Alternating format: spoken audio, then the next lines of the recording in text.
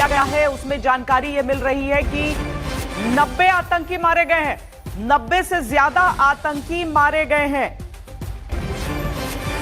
80 से 90 आतंकी बताया जा रहा है कि जो भारत की तरफ से ये 9 ठिकानों पर प्रहार हुए हैं उसमें ये मारे गए हैं। बावलपुर और मुरीद के दोनों जगह लगभग 25 से 30 आतंकियों की जान गई है।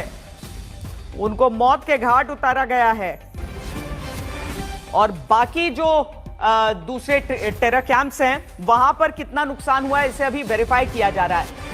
मंजीत, यानी कि जो बात कही जा रही थी ना कि जिस ठिकाने पर भारत का प्रहार हुआ है वहां पर आमतौर पर रहते हैं 50 के करीब आतंकी। बिल्कुल श्वेता, और ठिकाने पर निशाना जो लगा है वो बिल्कुल सटीक लगा है। जो भारत ने प्रीएम्प्ट करके जो टारगेट चुने थे 2 बड़े लश्कर और जैश के हेडक्वार्टर, वहीं पर शुरुआती जानकारी जो एजेंसियां जुटा रही हैं उसके मुताबिक ज़्यादा नुकसान हुआ है।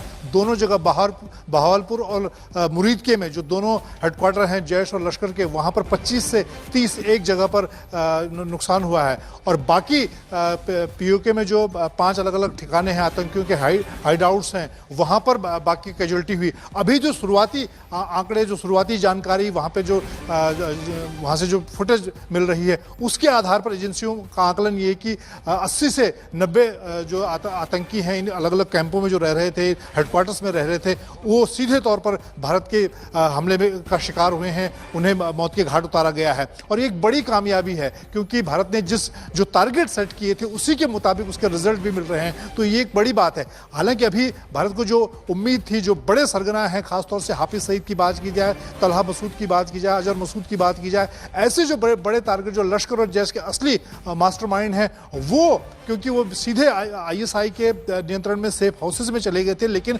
उनके बाद सेकेंड लाइन लीडरशिप की हम बात करें जो लड़ाके इनके तैयार हो रहे थे उन पर सीधा मिसाइल का हमला सीधा हुआ है। और ये 2 बड़े जो हेडक्वार्टर हैं जैश और लश्कर के, वहां पर शुरुआती जो जानकारी है ज्यादा नुकसान हुआ है आतंकियों को। 9 बड़े आतंकी ठिकानों में लगभग 90 आतंकी ढेर किए गए हैं और उद्देश्य भी यही था भारत का। अशोक जी, उद्देश्य भी यही था भारत का कि ज्यादा से ज्यादा आतंकियों को ढेर किया जाए, आतंक के उन ठिकानों को ढेर किया जाए। अशोक जी।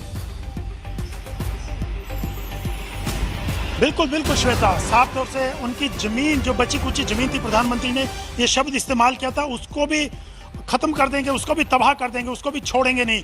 और जो 80-90 आतंकियों को मारा गया, उनकी मौत हुई है इस पूरे अटैक में, उनके जो ठिकाने थे जहाँ पे ट्रेनिंग कैंप चलते थे, जहाँ पे लॉन्चिंग पैड थे, वो सब तबाह कर दिए गए हैं। और वो वीडियोस वहाँ से आ रहे हैं जो बोलते दिखाई दे रहे हैं वहाँ के लोकल्स कि देखिए पूरा तबाह हो गया, पूरा नष्ट हो गया।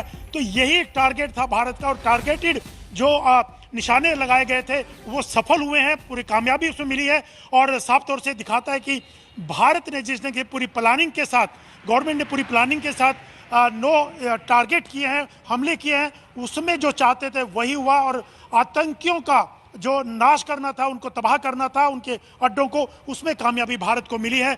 जो पूरा प्लानिंग जिसके लिए की गई थी वो प्लानिंग कामयाब हुई है। उसी दिशा में